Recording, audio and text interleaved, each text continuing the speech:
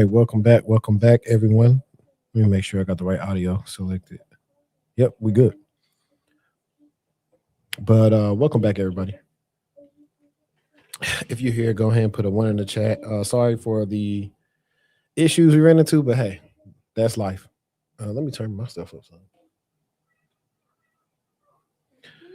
All right, cool. But so I don't think we seen Cybershortieee last week. Do we want you to kind of just talk to the people, let them know what you've been up to? Literally, no. I'm just kidding. I just been life, and my dog has some issues going on. She had to have emergency surgery, and this echoing is killing me. Life is fine though. Quick question: is the echo coming through both ears or just one? Both. Dang, that sucks. Okay. If somebody knows how to fix the echo and that's watching, let us know. I've been trying to troubleshoot the whole time, and I have not been able to figure this out. And I think I hear it a little bit on my end too. Let me see if I could do anything on mine.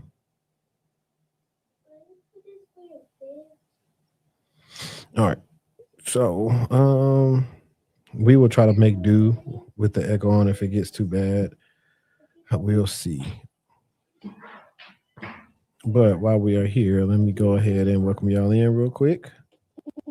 You are now watching the Techtual Talk, hosted by AC and Cybershortieee.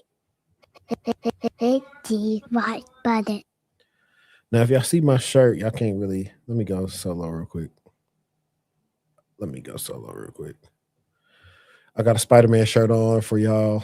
Now, Spider-Man fans, I did go see the new movie. Some people still have not seen it, so I won't do no spoilers, but I really say I enjoyed it as long as it was, and I actually would go see it again if I got the chance to go see it. But I definitely like the cameos. I like how it was able to put some people you know of that'll be in some movies that'll be coming on the end of the year and stuff like that.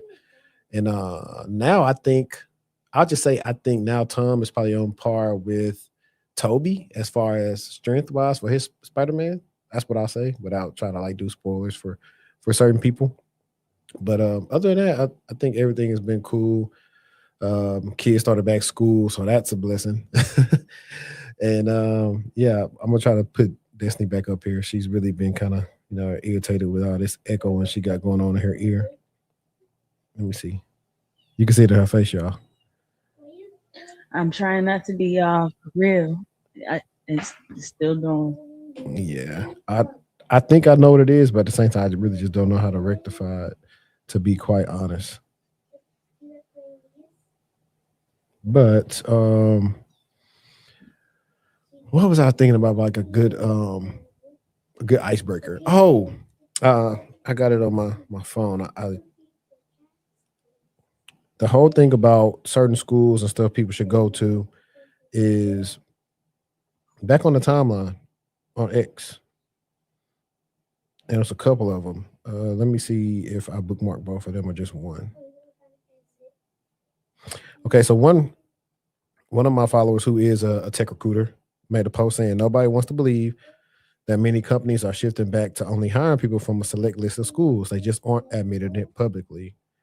And the other one is from Bees. This was today. She said, if you say on the internet that hiring teams prefer talent that went to pipeline universities, they act like you said their degree is worthless. People hate the truth, but just because you hate it doesn't change reality. Move to the best of your abilities with what you have. And so I figured I'd just open that up because we were always some of the few people talking about WGU, not in a bad way, but the same. I don't know if you remember Destiny, but we covered she's actually more than a recruiter. She's a woman that has a business that hires. I forgot what type of talent it is. Help talent. I don't want to butcher it because she go back and see this. She's gonna be mad at me. But we actually had a conversation in my DMs because she saw a snippet we did and she thought we were going against her. And I was like, no. We were agreeing with you because she was talking about in that thread how she's had to push for certain candidates to kind of get looked at just because they didn't come from certain schools or whatever, and just pretty much adding on to the fact that where you go does matter. There are outliers, but most of the outliers that went to the WGUs or any of the other schools, most of them already had experience, so they don't count. And then you don't want to count the exception, don't make the rule. So other people who just went strictly to WGU or any other school that's not like has the best like alumni base or is prestigious based on their curriculum, there are exceptions to the rule too. But this is not to talk about bad, like try to get your degree whatever way you can. But it is getting back to how it used to be. Everything is more competitive. There has been so much faking and shaking through hiring and everything else. And a lot of times, this is where now people are starting to exercise. Okay, this person is the CFO or whatever. They went to this school, and this school has produced 1,000 CFOs. Maybe that's not where I need to go. So maybe try to look at it like that. Try to reverse engineer your way back to maybe what some of your school decisions may be. And I know it also could be pricey. So sometimes that's why I advise for y'all to go get help desk or something in the beginning, get somebody to pay for your schooling, and then go to a better school like that if you can. So that's what I would say with that. You got anything to add with this?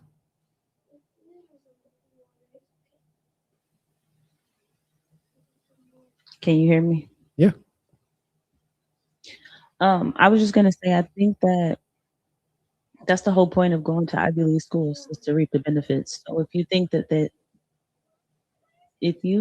that has went anywhere and it's still not relevant, then I think that's kind of on you. But that's always been the point in why folks try to go to the top 10, top 5 schools, because usually when you are a graduate of those schools, it comes with some notoriety, and that allows you to be able to tap folks on the shoulders and maybe get hand walked in, as opposed to having to come in as someone that is completely external to the company and you don't have any connections. So I don't know. I just think that is what it's always been like. I'm not shocked that they're going back to it. I think that maybe it died down a little bit. Maybe DE and I had a lot to do with that, opening things up to other cultures and other folks. But other than that, I don't know.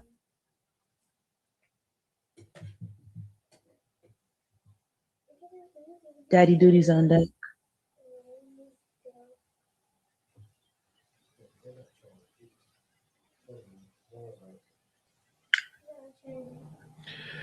Yeah, it didn't go nowhere. I thought her headphones was charging, but they didn't charge.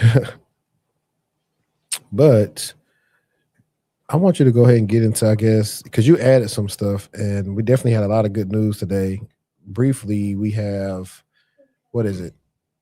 Anthropic with the AI watermarks. And then right after that, they tried to do GitHubs to release the watermarks, and now you have Gemini. I think Google said they'll remove the watermark. So it's a nasty game when it's coming to all the watermark stuff. And then we also have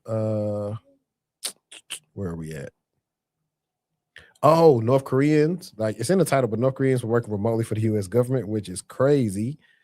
Iranian attacks, Delta Wi-Fi blunder. Also, hackers are trying to steal your nudes and a bunch more. So, which one do you want to get into first, Destiny? I mean, Cybershortieee. Oops, I'm saying your government name. We can do the Anthropic. If I stop talking, I'm trying to get it together. It's a lot going on. But Anthropic is the first one I think we should get into to get folks hot on the hot topic. So Anthropic, if you're not familiar, is the company behind the Claude AI models. They have announced how watermarking the text its AI writes, not just images, not just files, but actual words. Every model they've released since August 2nd automatically sends a visible mark into the text, and they say it travels with the text when you copy and paste it, and it can survive some editing. They're doing it across the apps, the API, coding tools, all of it. Now, why would they do this? Well, it's going to be Europe. The EU passed something called the AI Act, and a piece of that act, it consists of the transparency rules. Now, the transparency rules kicked in on August 2nd, and it says if AI made or edited the content, you have to mark it other systems can recognize it. And the penalty for not doing it is up to 15 million euros or 3% of a company's global revenue. So this isn't Anthropic feeling generous, it's really compliance. And they're not the only ones. We have Google, Meta, Microsoft, OpenAI, they all signed onto the same code. And now, where things get a little bit spicy are within days of the announcement, an entire cottage industry of watermark removers flooded the internet. So GitHub projects with thousands of stars, websites with names I won't be saying on here, paid services promising being able to produce undetectable output, basically. And so one tool blew up with over 2 million views on social media. Now, can any of them prove they work? And that's kind of the piece and the wild part about why not. So Anthropic hasn't released the detector, so there's no way to test whether a cleaned quote unquote document still carries the mark. Everybody sells a lockpick for a lock. Nobody is allowed to look at yet. Now, because this is the part that actually matters, a lot of these tools strip hidden characters and file metadata. And so it will genuinely remove, but it also disappears on its own the second you screenshot it, resave, or convert a file. So the real quote unquote watermark doesn't live in hidden characters, it lives in which words the model chose. So the only way to remove that is to run the whole thing through a second AI to rewrite it, which, as one of the tool developers admitted himself, swaps a premium model's writing for a cheaper model's writing. So you're paying basically good money to make your output worse. Independent testing already caught one popular quote unquote cleaner that left the hidden payload fully intact. They decoded it right back out after it supposedly wiped over. The sharper take of this story is coming from a developer, though, who didn't call or who called watermarking a compliance checkbox, not a real defense. So even the guy who built the biggest remover agreed it's pure compliance to stay in the EU market. So the takeaway for you here is really watermarking isn't a lie detector.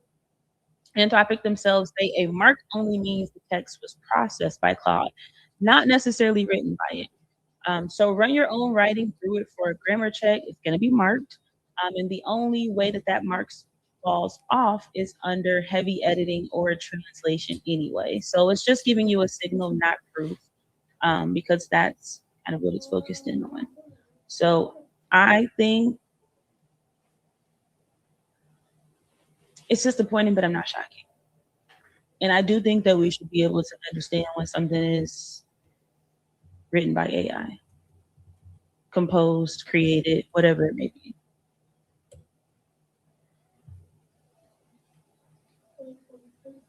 No, I agree. I agree. Let me see something because I thought I had it in my notes.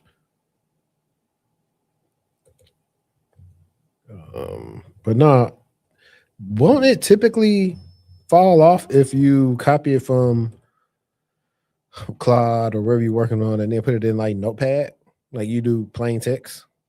Well, you don't even have to put it in Notepad. It's saying if you copy it from Claude and, for example, put it in chat, it's going to produce different. I don't know. To me, is they're wanting you to mark that AI is that it's AI content, and it seems like that process is moving a lot faster than the technology that we have to prove that it is AI. Oh, so actually, I got the right thing, but I had the wrong thing. Google Gemini was not about In that list. Yeah, in our actuality, they're going to let users remove the visible watermark from its AI generations. And you know me, Gemini good for giving you a watermark on the bottom right of a photo. So I'm always trying to throw my logo over it because it's like this is created by AI, but some of the stuff isn't like strictly generated all from like AI, like when it comes to our pictures and stuff like that. So I thought that's pretty interesting. I wonder how that's going to be. And like they said, it's just a compliance checkbox. It doesn't really mean anything. That's going to get real bloody. And then some of the other stuff I had on my notes was that the security risk, where it said the security researchers flagged several free web utilities and browser extensions as malware vectors.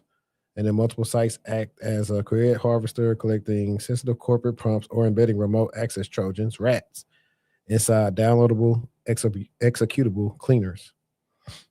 So that's the other thing too. Everybody's so quick to be an early adopter.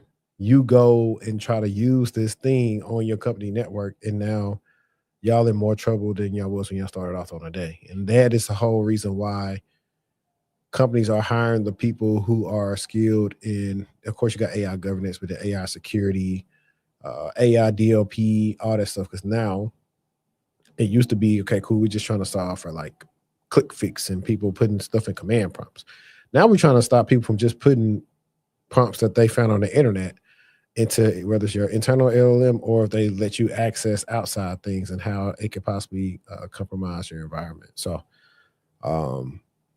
yeah, I'm interested to see what comes from that, especially with Claude. And I was reading something else about Anthropic, and they were saying how the money that Anthropic was talking about, it was valued at, it just was not adding up. And so, I don't know. It's a lot of pretty interesting articles out there once you just really get the looking back, like because it's like they really not making money like that.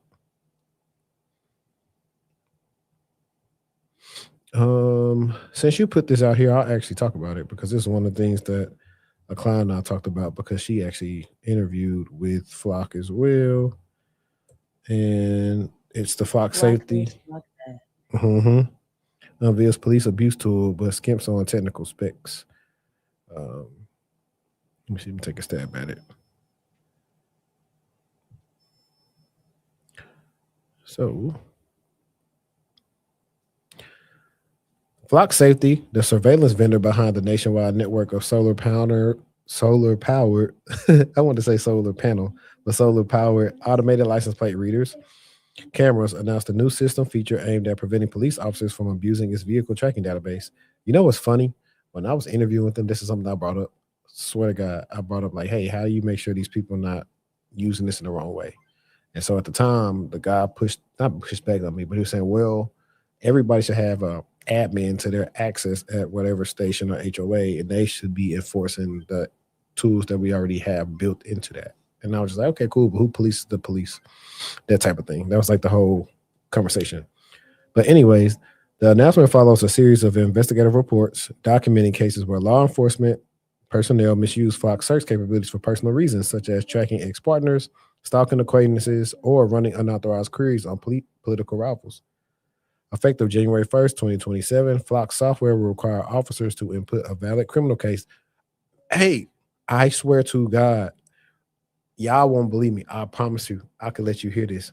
Word for word, bar for bar. I said this. I promise you I said this.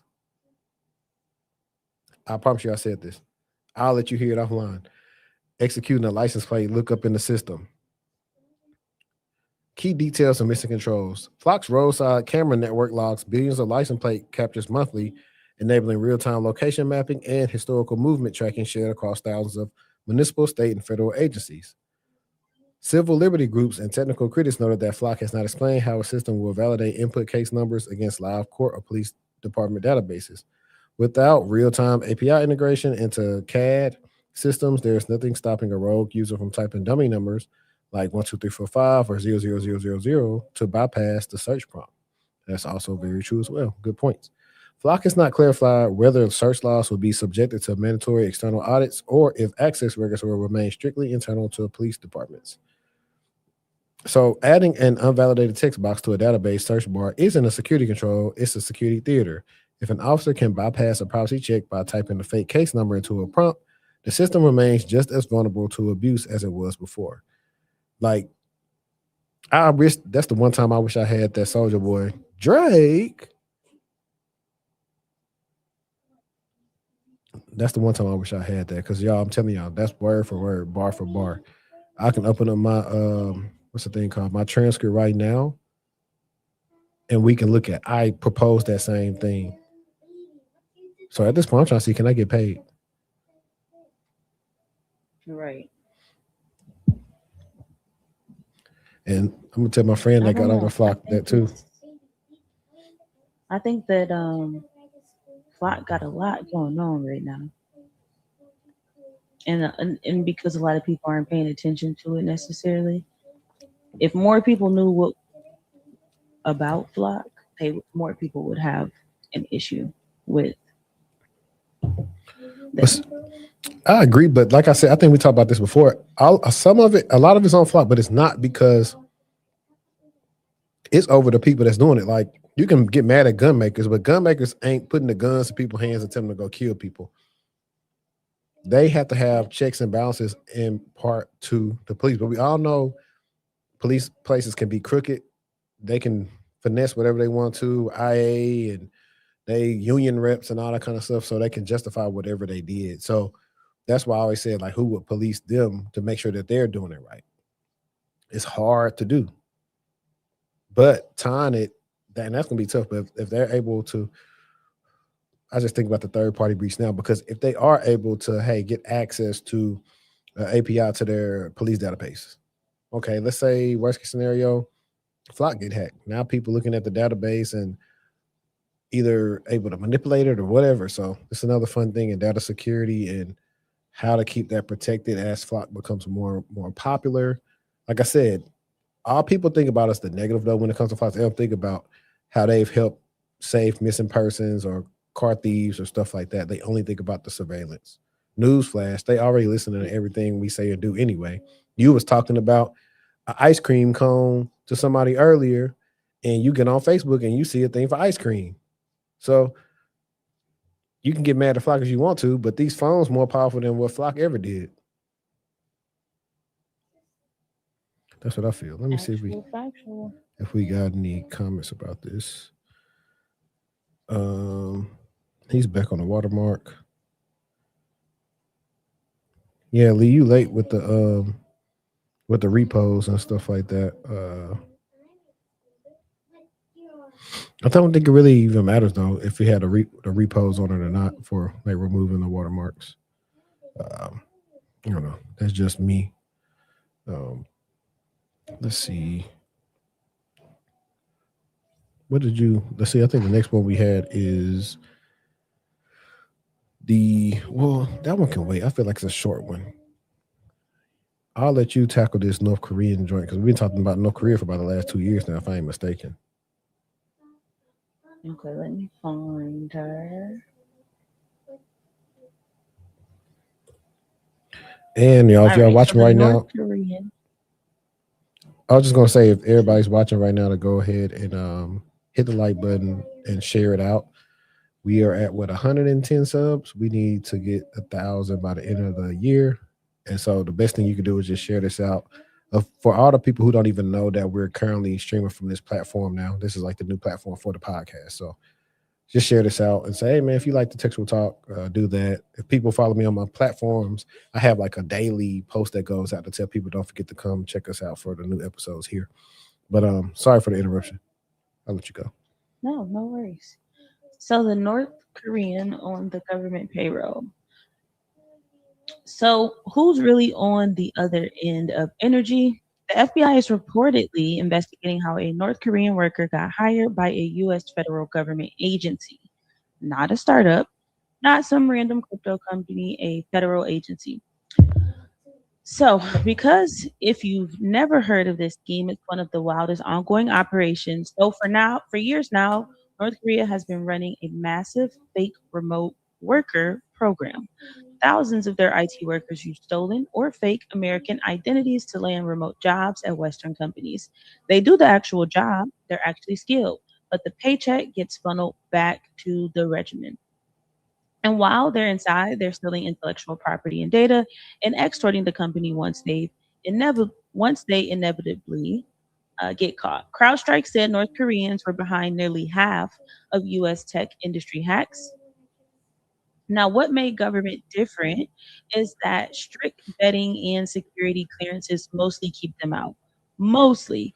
Back in 2024, a Maryland man got charged for helping a North Korean pose as an American to land a contractor gig with the FAA. So obviously from this, you can see that the wall has cracks. Now, the new case, it is a rare confirmed instance of a sanctioned North Korean actually working for a government agency.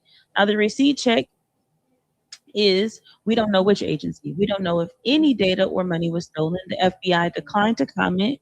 This was first reported by Federal News Network, citing a senior FBI official at a conference. So, huge story, real source, but hold the details loosely until more comes out. The key takeaway that kind of hits home here is that the weakest link in this instance was not some sort of piece of technology or firewall. It's really the hiring process. Somebody looked at the application, they did an interview, they checked the box, they say, yep, this is a real person, and that check was obviously wrong. The identity in this particular case is the vulnerability. And so, in this era where every job or most jobs are remote, and every face on the call could be a filter or a deep fake, who did we actually hire is now a valid security question and not just an HR question. So, if you've heard of insider threat, this is now, I guess, pre-hire stage. Companies spend a lot of time trying to harden their environment from a perimeter perspective for years and years, and now we have adversaries who are actually in the companies who are able to get these badges. So I think we'll see a surge in identity proofing during the onboarding process. So live detection, excuse me, while you're doing interviews, hardware shipping verification, and different things like that that they can put into place.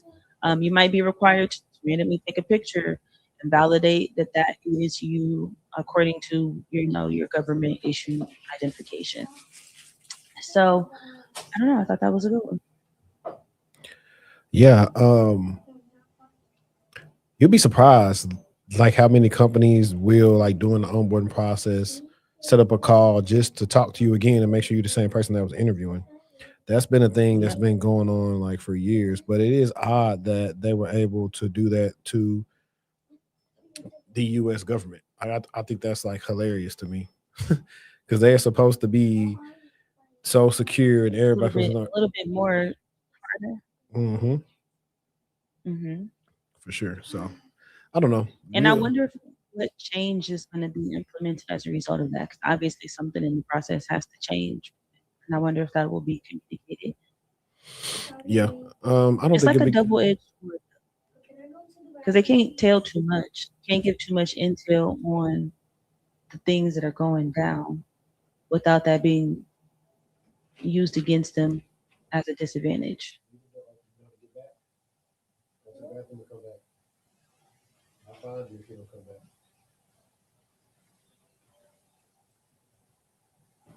Hey, going to the next one with the FBI and the nudes. Let's get busy. So, FBI plus NCAA, the account takeover warning you need to hear. So, this is more of a public service segment. So, the FBI put out a warning: criminals are hacking into people's social media and online accounts specifically to steal private, explicit photos and videos, then using them to blackmail people or selling them on criminal marketplaces. So, same day, FBI and NCAA put out a joint warning that student athletes are being targeted in these same schemes. So I want to kind of keep this one respectful because if it ever touches you or someone you love, shame is the whole weapon in this type of situation, and information takes that weapon away. So let's talk about the mechanics, the part that actually protects you. So the FBI said the way in is almost always the same trick. So a text message or an email that says, hey, your account will be disabled unless you enter a verification code, or a fake new login detected, reset your password link. So you click, you enter the code, and you just basically handed them the keys to your kingdom. Now, the rule that the FBI gave itself, and I want you guys to tattoo this on your brain: a legitimate company will never ask you for a verification code, a temporary password, or a PIN reset code. So if someone is asking you for the code, the person asking is the attack.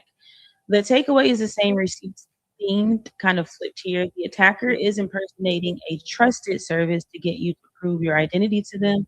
The defense is turning on MFA using passwords that aren't your name or birthday, and never ever pass the code to another human being. So if you are a coach or a parent or a teammate, this is something that you might want to share out with those in your inner circles. The FBI specifically asks athletic departments to help spread the word for this particular action. So I kind of don't necessarily agree with no one will call you and ask you for a code, because you can call your bank today and the bank will call and say, hey, we're going to text you a code. You need to give them that code. But I think you just need to be mindful about what is the use case for that code being provided, or you receiving the code and sharing it out.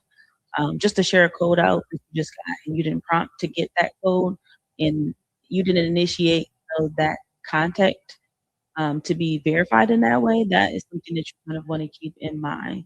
Um, I think that also turning on, obviously, MFA, ideally an authenticator app or a passkey. Try to stay away from the text messages, of course, on your emails, your socials, and your bankings. I know a lot of the times folks don't even have MFA set up because they maybe set their account up a long time ago, or it's just something that they're avoiding when they get into the app. It usually will ask you, do you want to set up, MFA or protect your account? So when you get those prompts, make sure that you're not suffering from prompt fatigue and you're actually reading what that prompt says. You're taking any necessary steps that you may need to take to protect yourself in your account.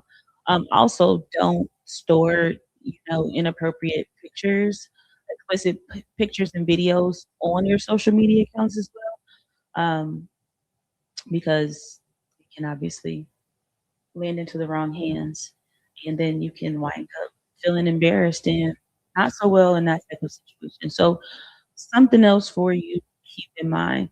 Now, I do have some career angles to think about from this perspective. So you do have some security and awareness training specialists.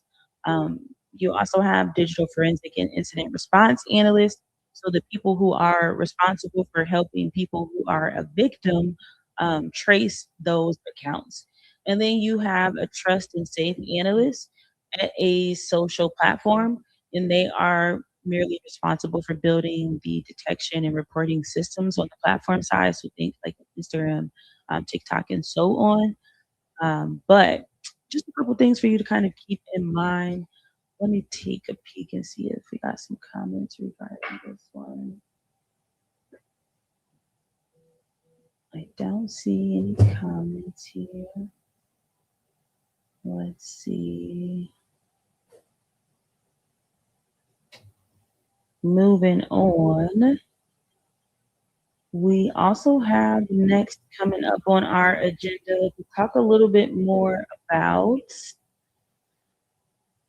Delta, the evil twin Wi-Fi. If you've not heard what happened with Delta Airline, this one is really, really interesting. So a passenger on a Delta flight from Las Vegas to Atlanta allegedly set up a fake Wi-Fi network mid-flight.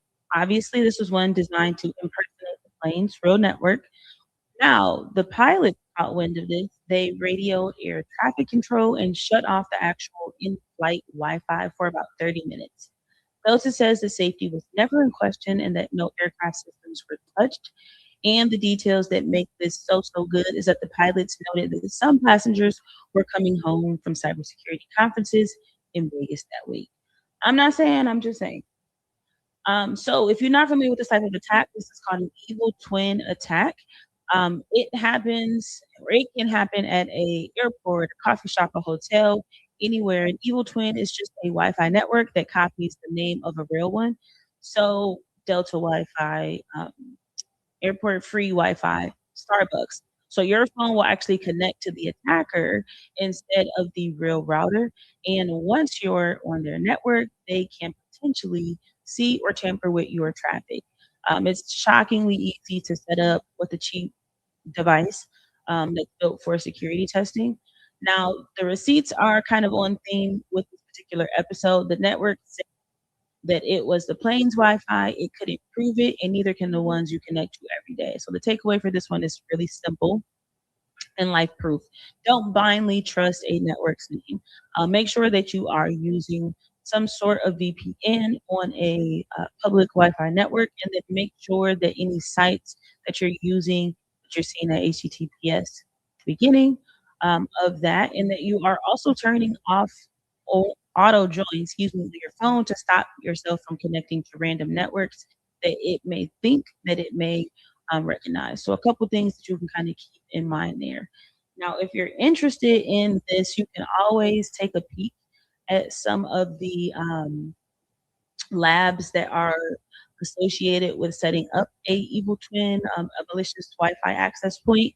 And then you also have um, the Pineapple, which is just another tool for authorized security testing that makes spoofing networks kind of a little bit more trivial. But Delta obviously is investigating this with federal law enforcement. The passenger's intent at this time is unknown. I mean, I can't see or understand how this could be coming from um, good intentions. Why would you do that? And you know, folks are on the plane trying to connect to Wi-Fi as soon as they get onto that flight. So I just have questions like, was this set up before they took off? Was it set up as they were in the air? Was this person on the Wi-Fi? Like, I just have a bunch of questions regarding what kind of happened here. But this is the perfect illustration of trust on first use being broken by design in everyday technology.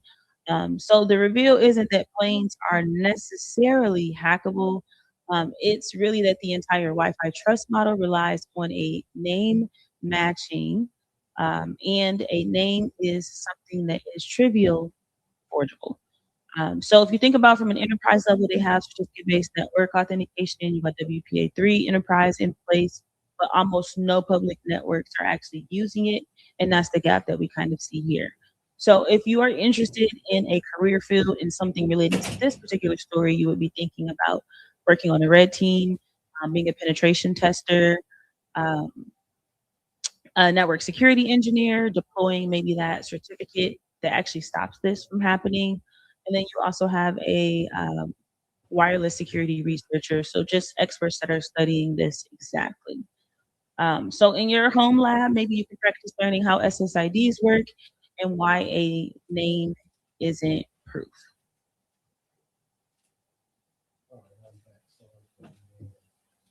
We just topped it off with Delta. And I'm Cybershortieee.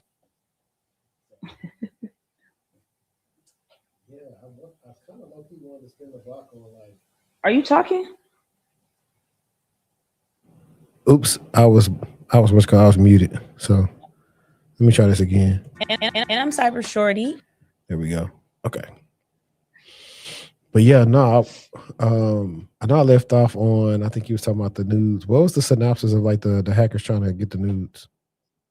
So they're trying to log into people's social media accounts because apparently people have nudes on their social media accounts, and that's how they're getting them. And then once they get the nudes, they're blackmailing people.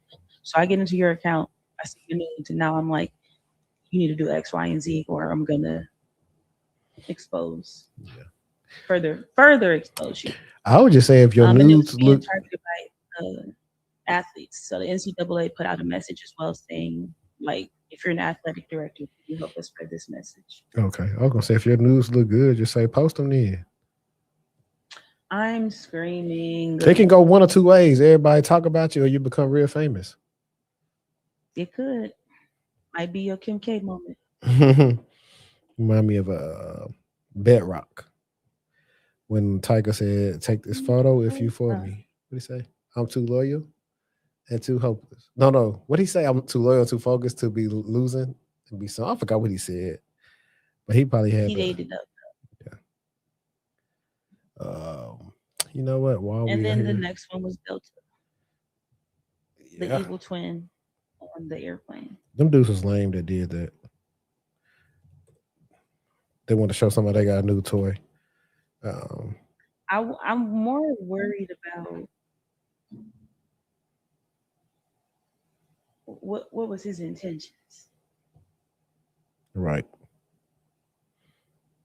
Where's my red? And the audacity and the boldness to even do it on the plane, not in the airport. Yeah, I totally agree with you. If nobody has did this yet, hit the like button. Hit the like button real quick, man. Hit the like button. And so y'all see the lower third that's up there right now is Reddit time. Some of y'all favorite times of the year.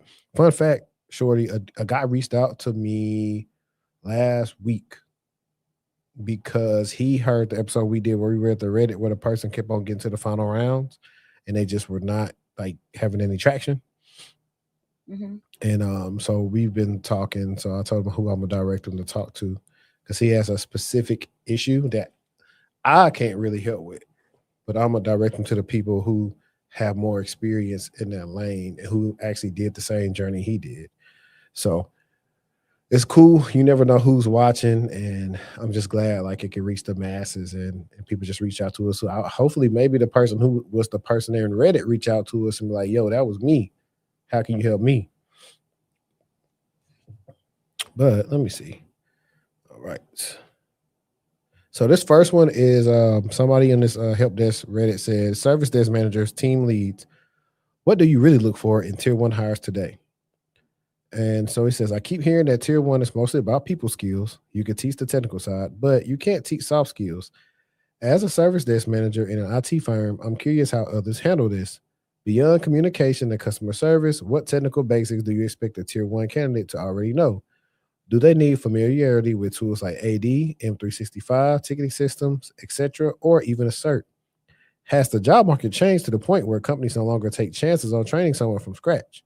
Do tier one hires now need to hit the ground running with both soft skills and solid technical foundation?" I say yes. I know of experiences like in any help this is fast paced. Like you can get your training, hopefully it's decent enough, but you might get at least a month of training, maybe some shadow sessions, and they're gonna throw you in there and see if you can sink or swim. So let's see if we got any good comments. So one person said, "I look for communication skills, history of client-facing roles, experience with internal systems like ticketing and remote connection and technical skills. Are you able to multitask? Are you comfortable talking on the phone? Can you communicate in complete sentences and explain concepts to non-tech users? Those are skills. Those skills are important when we hire. We have no requirements for certs. I don't need to know your projects." I actually like that last part when he said, "Can you communicate in complete sentences and explain concepts to non-technical users?" Because a lot of people do not do well at that. They overcomplicate the messaging to people who don't understand what you're talking about already. So that's a big one because in help desk, service desk, whatever you want to call it, you're going to be dealing with a lot of non-technical people. And if you are, hey, yeah, I just did the radius test and it looked like on the domain controller, your thing hasn't replicated over yet. So we're going to do this. They were like, huh? When you can simply say, give us a second until we can try to log on with your password like 5 minutes. That's much better than all that extra stuff that they don't know what you're talking about. So here's another one. This is a long one. Dang, it's super long, but let's read it. "I worked for 6 years as a team lead at a college help desk. From the first 2 years of doing hiring, training, mentoring, and leading, here's what I realized. If someone has good people skills and isn't afraid of technology, then they can learn the technical parts. If someone knows technology very well but has no inherent people skills, they may not be able to develop the people skills needed to be able to do the work well. Then again, just as I stated, my first customer service job with almost crippling social anxiety, I have seen people who I help hire from help desk come seemingly from behind on social skills and then turn around to really shine brightly in how they work with customers. They might have needed just the right boost to get them over a hurdle, just as I did so long ago. For instance, I can remember one college student we hired who interviewed well, but in the public facing office we worked in, she seemed to shrink into herself. She was in one of the sororities on campus and was one of the very few female tech support employees there. So when any other sorority girls, not just from her house, needed tech help, they typically came in when she was scheduled. Her comfort with them helps her build her confidence for the work very quickly. The last I knew, she had continued in school to earn a master's degree and she was in a business leadership type of position. When it came to the geekiest tech guys, some could develop at least some people skills while others were eager to move into positions where they could work with the tech that interested them, but preferred tech over people. A few found a way to tap into technical strengths that still made them good contributors, such as knowing or researching processes so well that they could write effective knowledge-based articles. They may have been awkward with customers, especially non-technical ones, but they still found another way to help people. but often they didn't even train fellow techies well on the technical aspects that they seem to have an instinct for. One thing that I did find very satisfying about being a team lead at the help desk was when I could help the members of my team share what they were learning with the others. I'm sure that it would look good on their resumes to say that they trained their fellow staff members. Peer led training and job shadowing is often very effective, and honestly, the trainer skills even more. But I'll still, he said, but yeah, I'll still with what in said before. At the help desk level, I think it's more effective to turn someone with good basic soft skills and isn't afraid of technology into a good tech support representative than it is to turn someone who is basically inept at talking to people into a good representative, no matter how great their technical skills were. And that was a mouthful, but all in all, for those entry level roles, especially when you're doing help desk, soft skills reign supreme. And not only help desk, just any role. If you can have some decent soft skills and are likable, you can move up. And if you know how to do your job well, I think that's one as well. And so this next one, I think is very, I don't know, it could be clip worthy. So I'm gonna definitely try to make it like a hook when I read the title, and we're gonna burn the midnight oil and get into it. But it says, am I being unreasonable by asking for a $45,000 raise? In short, I pay out of pocket for a specialized master's program so I could do this work at a higher level. And the company I work for didn't help with the expenses at all. Over time, I became efficient enough that they're now moving me into my manager's role because he's retiring. But at the same time, they want me to keep handling most of my current responsibilities too. The part that's bothering me is that the raise they offered was only a few $1,000s. Even though I'll practically be handling the work of two positions, I calculated what it would be probably cost them if they brought in someone else to take over my old role, and it came out to be about $135,000 when factoring in salary and benefits. I'm planning to ask for a $45,000 raise, which is roughly 1/3 of the amount I'd be saving the company. In other words, even if they pay me an extra 45 G's, they still be avoiding about $90,000 in expenses by not hiring someone else. On top of that, handling both roles will probably add 6 to 12 extra hours of work to my week. Am I thinking about this the right way? Or does this seem completely out of touch with reality? I appreciate any opinions. Interesting. What you think about that?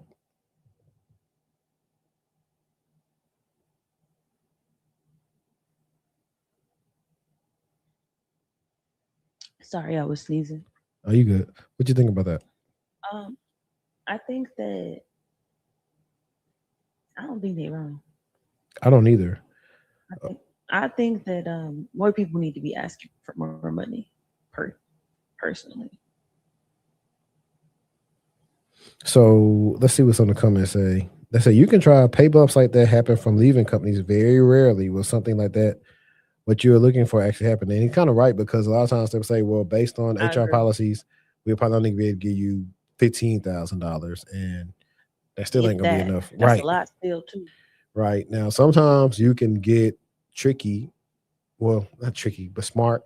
Say, okay, cool. You can give me the raise. Well, let's put it right, and I'd get a bonus at the beginning of the year for $45,000. Now you can do that. I've seen. I had a friend who had pretty much, he was trying to lead a company, and he pretty much got them to give him a bonus at the beginning of the year and the middle of the year. So you can try to do that. Let's see what some of these other things say. Somebody said, can verify, I went from desktop support to an IT support analyst at another company, 38.68% pay increase, never looked back, converted to full-time earlier this year.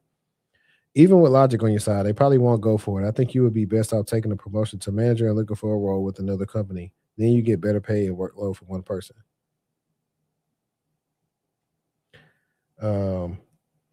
Let's see, this is the last one I'll read. You can't be out of touch with reality when businesses themselves will do everything they can to take advantage of their workers. Potentially the most beneficial thing for you to do for your short-term, or for your long-term career, is to take it on the chin short-term and use the title to move elsewhere for arguably even more money. There's something to be said about being forced and fired, as it were. I actually agree. You can still finesse that. Yeah, they might not pay you, but you get 6 months to a year as that IT manager or whatever, and you can go down your price somewhere else because you did so much.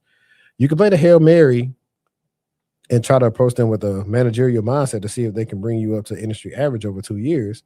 Do a market analysis for the role you'll be doing and see what others are paying for it. That is your primary data point. The concept of them consolidating two positions into one doesn't really hold as much weight, unfortunately. Being 2 times sufficient doesn't net 2 times pay unless you are running a business and just out competing other businesses. I suppose you could also refuse a promotion unless they're willing to compensate you accordingly, though they may decide to punish you in some way. You are logically thinking as an individual, but without broader context to help the businesses operating or its budget you want operating with the sufficient information to make a sound judgment call. I like that comment. I like that comment. I got to read his story. A down.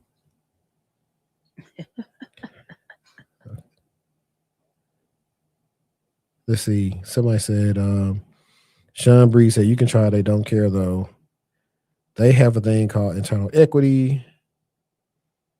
It means people who do similar jobs get similar pay. I agree. Like I've only one time at work where I got a comp adjustment was because I said, hey, assess my comp and make sure it's fair. And they assessed it and it was like, yeah, you know what? We gonna give you a raise. I still ended up leaving a couple of months after that, but hey, I ain't turning no money down. But if you want to get into your story, Cybershortieee, go ahead. Oh, and also look, we got 16 people watching and we got 4 likes. I need 16 likes, people. Come on, y'all can do it. Y'all been doing a wonderful job supporting the show. We about to have our first episode hit 1,000 views. So we need all y'all people watching to hit the thumbs up button. That's the only thing I'm asking y'all to do. And y'all can also hit that link that we got pinned to the chat if y'all want to donate to the show because y'all rock with us. Y'all can do that too because we ain't got the ability to super chat right now. But yeah, go for it. Okay, so I keep failing technical interviews because of theoretical questions, not the actual technical work. I always struggle with technical interviews because of the theoretical questions, not the actual hands-on technical part. If I'm giving a practical task, lab, or take-home assessment, I usually do very well and deliver it on time.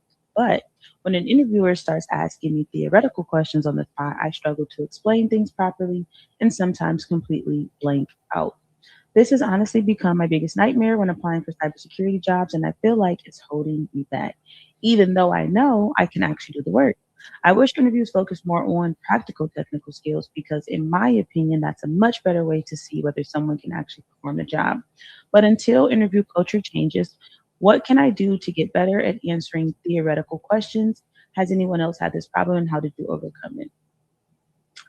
So someone said in the comments, hey friend, this is quite a hard part for technical folks, but it's also a key part of the role. Can you talk the talk? Practice one method of answering questions. I personally hate STAR. I never recommend something that works for you.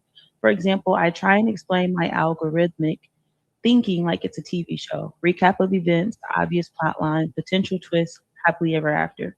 You need to also figure out where you are going wrong. Are you nervous? Are you over/under explaining? How is this different from when you help a friend by explaining your world to them? Keep practicing, my friend. It will get better. Another comment says, answer depends a lot on what is happening and why. Is this performance anxiety, blanking like in a test situation? Is this specific kinds of theoretical questions like imaginary scenarios for things outside the job, such as tell me about a time? Or is this theoretical questions on cybersecurity? What is the difference between the virus and the worm? If so, do you know the answers afterwards? All of these are entirely different things to work with as the root cause is different. Last comment.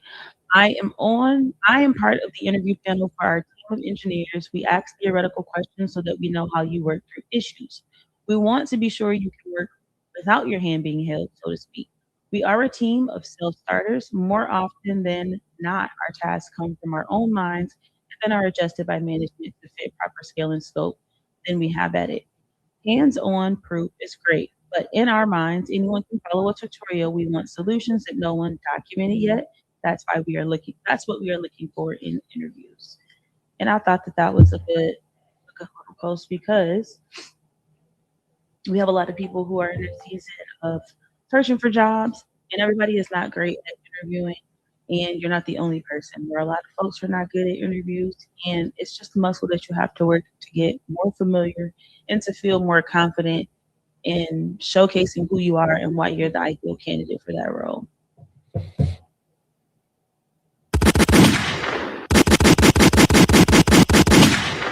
I'm doing that to wake everybody up, but No, I agree. Actually, this is something that a candidate and not candidate, a client and I were talking about this morning.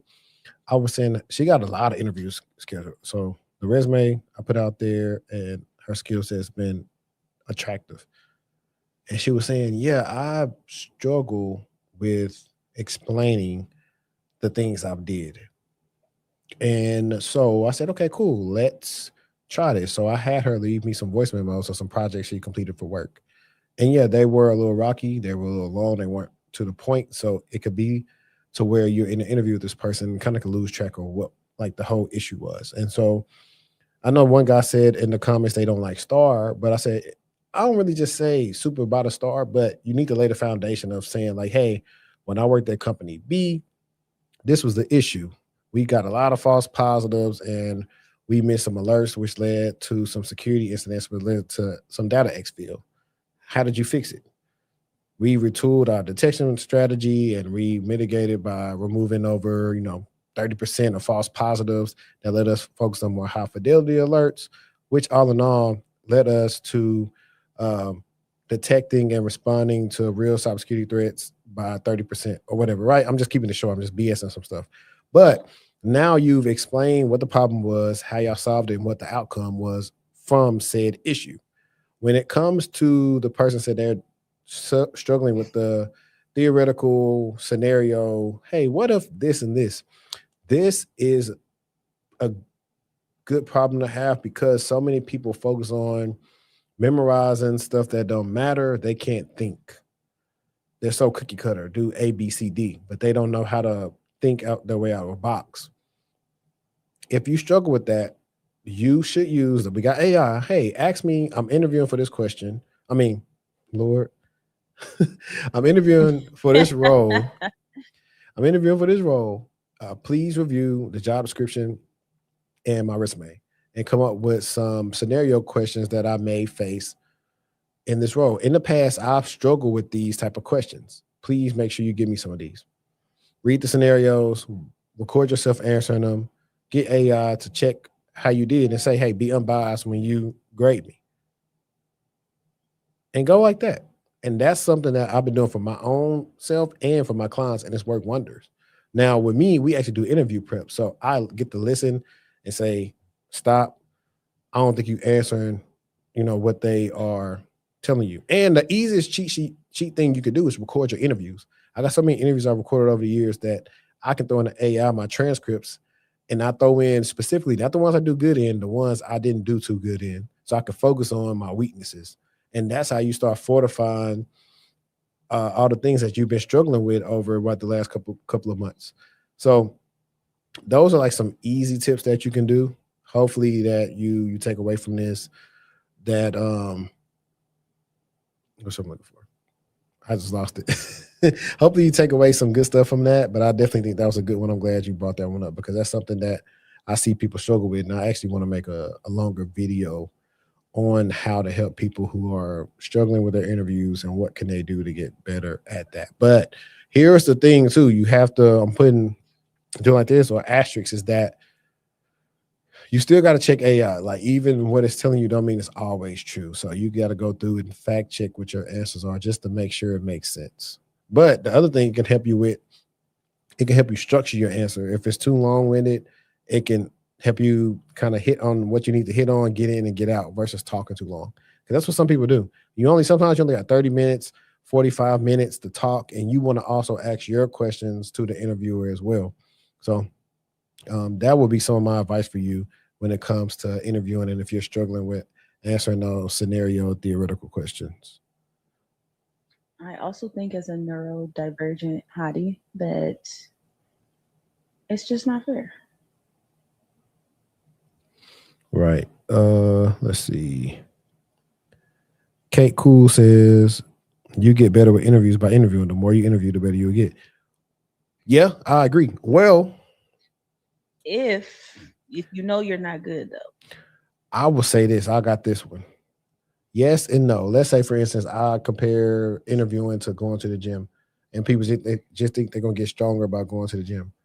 If you are not doing the exercises the right way, you will not see the results.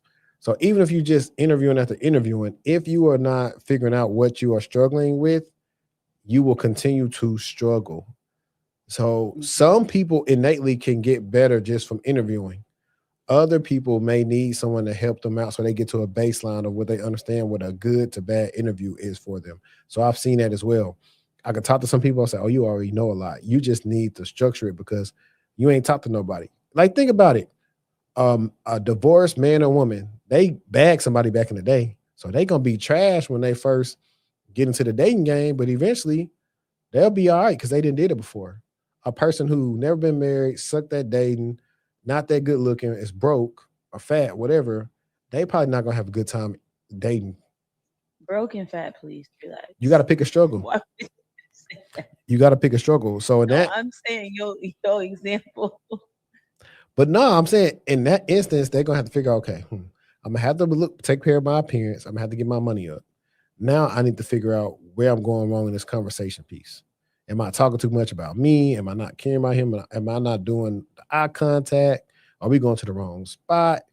Do I need somebody to style me? It's the same thing. Let's see. Do you guys ever think you're going to do LinkedIn or resume check? So on my other channel, I have a live video where we did a live resume roast and check some LinkedIn's. So you can check that out and kind of compare what you think your resume is to that. That will be something I may try to do monthly or every couple of months with maybe a couple of my other career coach friends because people enjoy it. So that is something we'll do, but it will not be on this channel. It'll be on my at Textual Chatter channel.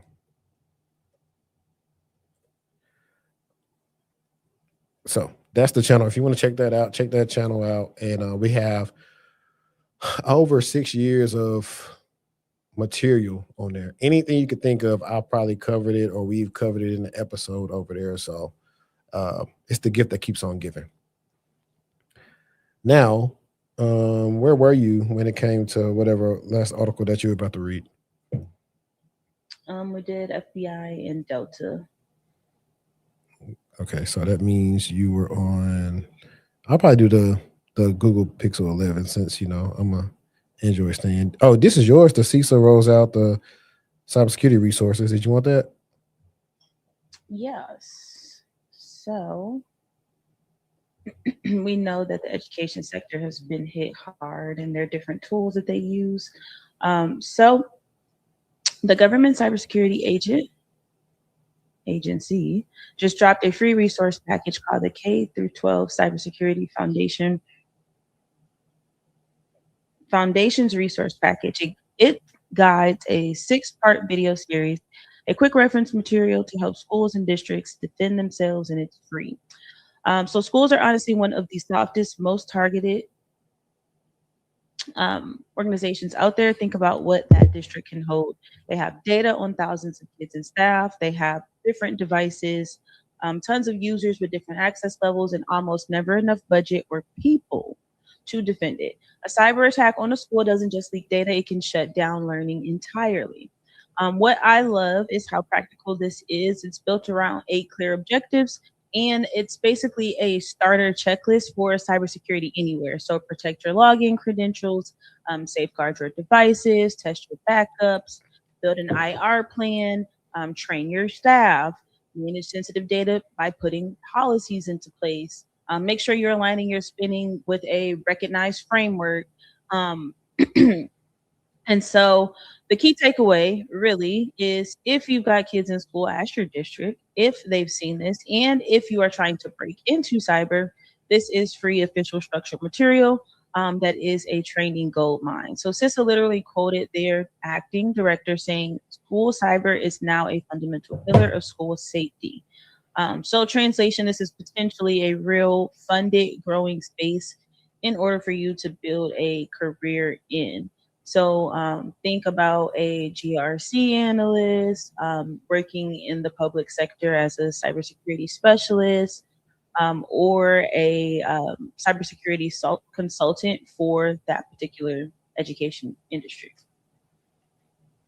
No, I think that's pretty cool because that's needed, right? These kids, a lot of their life is so digital. And for most of the time, we have been putting them on the internets without the proper guidance on how to be protected. Am I wrong? No, you're right. I think that schools, because I know like where I'm from, I think that the school district there, they only have one main person that's over all the schools, and that's a lot. It's a lot to be over one school, let alone all the schools in the district. So I think that there's definitely a gap Yeah. Now I will say, in oh, go ahead. I'm sorry. just a gap in like the availability of the funds to pay people, multiple people. Like there's money for it, but there's not money for it to be a SOC most times. Yeah. Most times it's money for there to be one admin. Yeah. A lot of times it's like a sysadmin and a help desk person. But Yep. now that you mention it, I see the opportunity for AI here for the agent. So AI agent in these school districts to help with that. So now certain detections or whatever it is, the human will review that type of stuff. Because that's the only way they'll be able to keep up with the threats. And as they keep on attacking the school districts, I remember like was it Power Schools that the hacker hit? I think Power School got hit. Yep, so I'm very familiar with Power School. So yeah, man, that's it's tough. That's tough. But I like it. I like they're thinking in the right direction. Hopefully they can get the funds to do that. Because I mean, you don't really think about it. Like, how cool would it be? Like, I wouldn't mind one day working security for a school district or being over it. Like, because truth be told, if they follow the governance, risk, and compliance stuff the right way, the controls, it shouldn't cost for too much. Like, because you gotta have network segmentation and just make sure you have adequate rules, whether it's schools or in the main school district. But it shouldn't be having the amount of traffic that the popular Fortune 50 companies are getting, in my experience. In my experience. Now, let's see. Let's have some fun real quick. We ain't had some funny fun all day. Well, not fun, but like some things. I think this is good. I should have covered this right after we did the Reddit, but I think this will be perfect for us. So let me do this. I need to bring this in. Give me a second, y'all.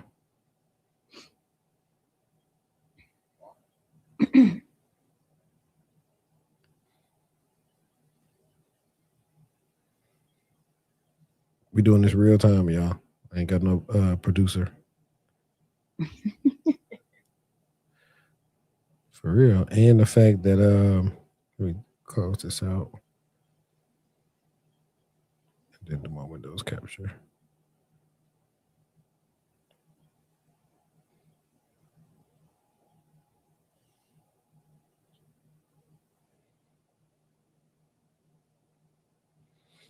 Okay, I'll put this in between us, and I'll just move me over some real quick.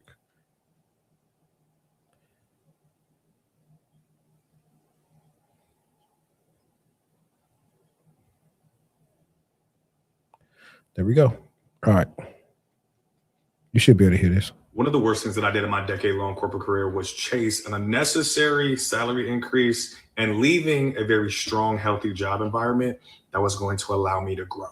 In my opinion, chasing a 10 to 15K salary increase, depending on where you live, ultimately is never worth it, depending on how great your situation already is. I had a goal to become a director by 30, and I talked to my mentor at the time, and he was like, look, you've been promoted twice, but there isn't any more movement vertically for you at this company, so you might have to go elsewhere. My first job was the perfect environment for me, right? Had a great manager, great director, great ecosystem, and I traded that for essentially, hindsight, it's 2020, a very chaotic startup, which ended up laying off almost 25 to 30% of their employees within a few months. Now, everything is a learning lesson, and when you're in your 20s and 30s, you should be maximizing your earning potential, but make it make sense. A 10K increase after taxes, and depending on if you live in a big city, you're not really feeling that increase at all. If you can establish a great foundation at your first company when you're 22, 23 years old. I did. I got promoted twice, senior level sales to procurement to strategic solutions manager, and I had reps under me at the age of 24. I did everything the right way, but I did not need to take on a new role. I was at my first company for 2.5, 3 years, I think 3 years, and I'm chasing a new opportunity.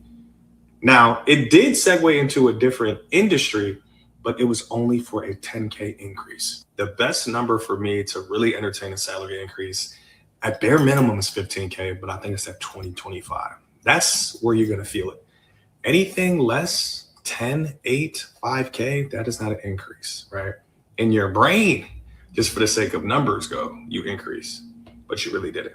Don't chase it. No, hang on. Let's do real That quick. was some real spill.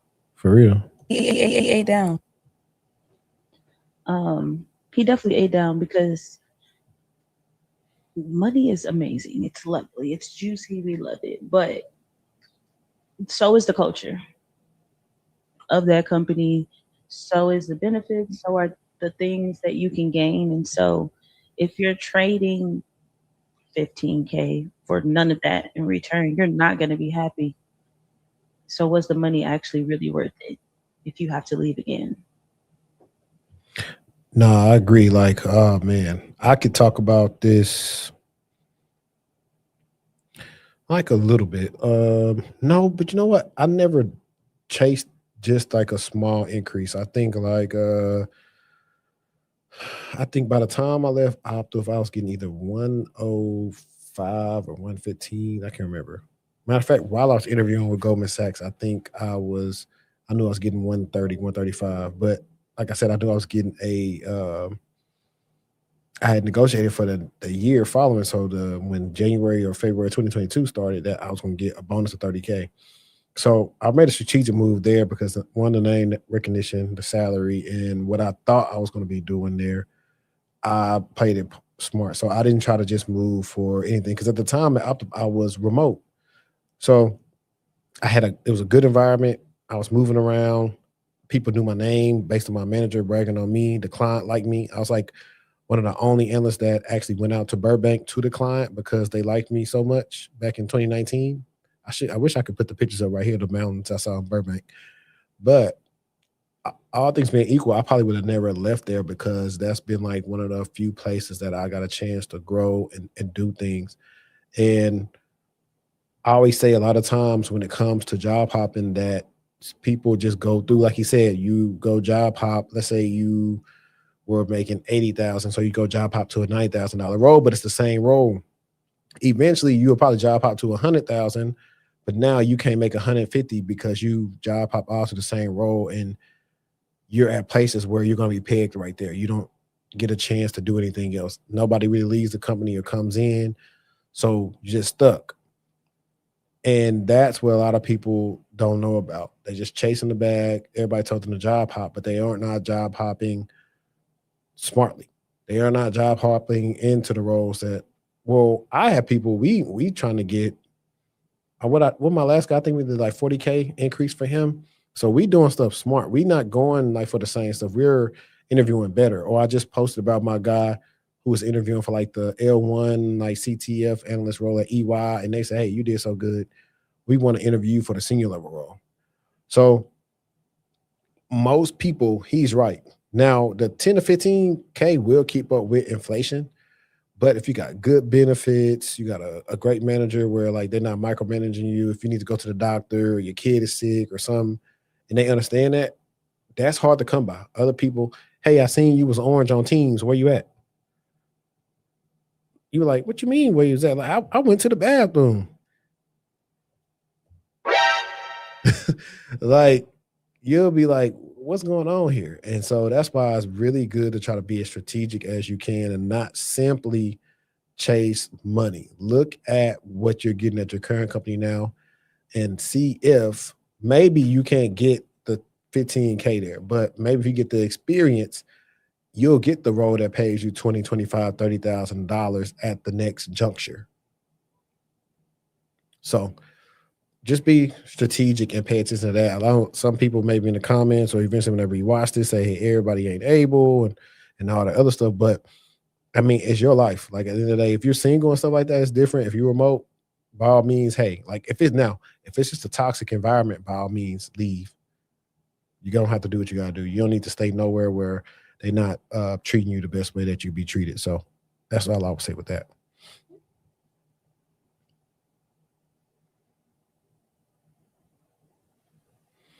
And let me see, what else do we have over there?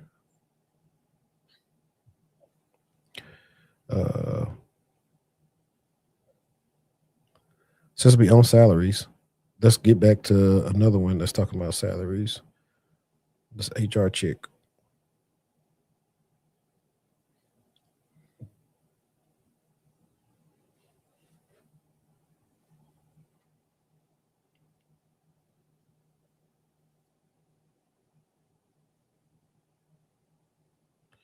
All right.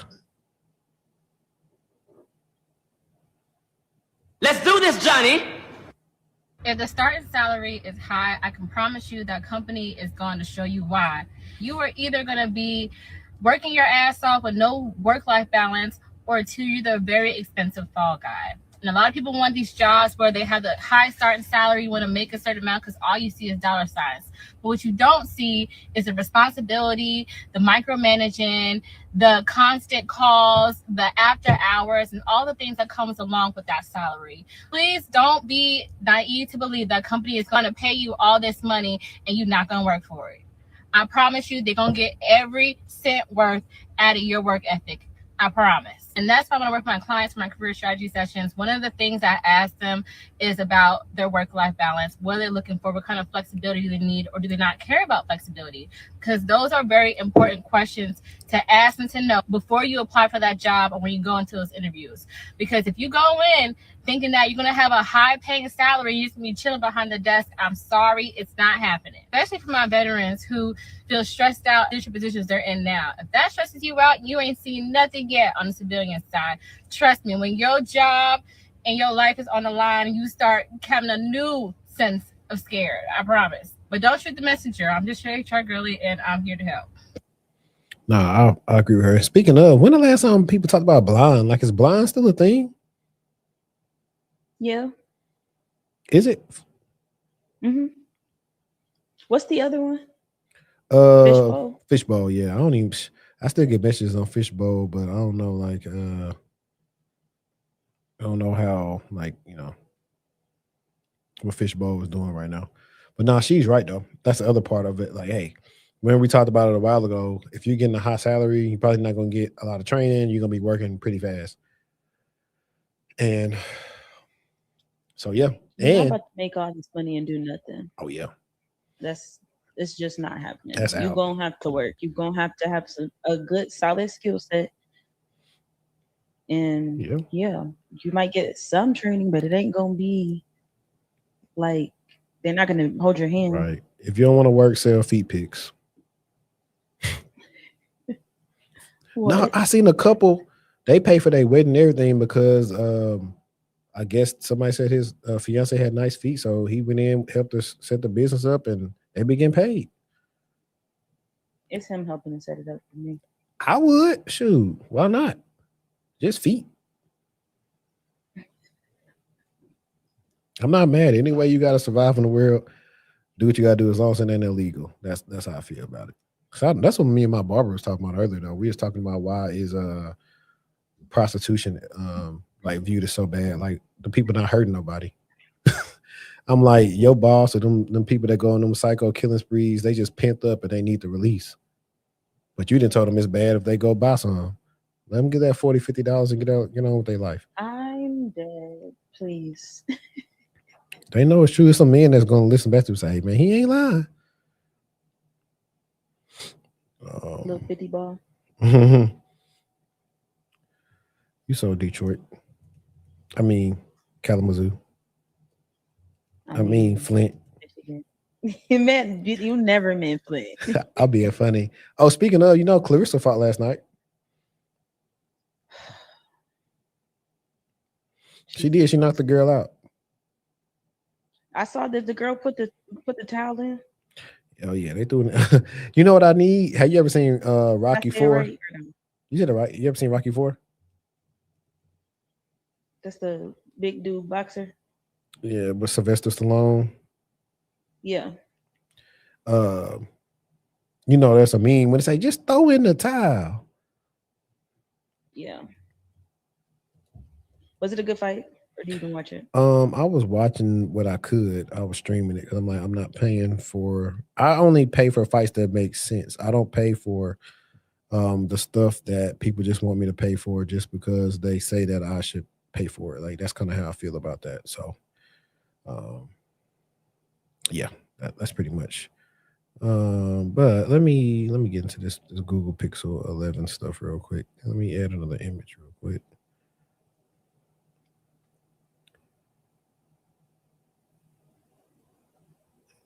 Source.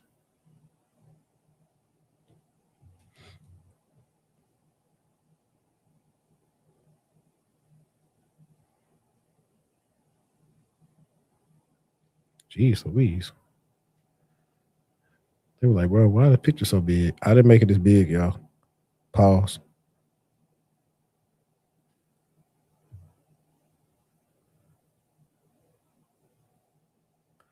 But anyways, guys, so the Google Pixel 11 came out, and I know a lot of people saying like it was underwhelming. I think I had the 9. I didn't have the 10, yeah, because I had the 9. I think I got mine in 2024 or something like that.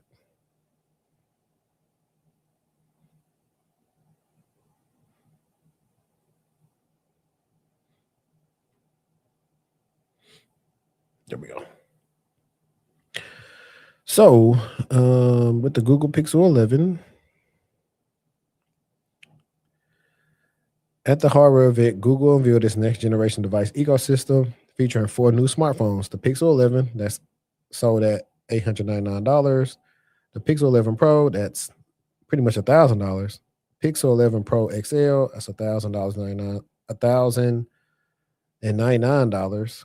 And the foldable Pixel 11 Pro Fold, which is $1,800, marking a $100 price increase across the lineup.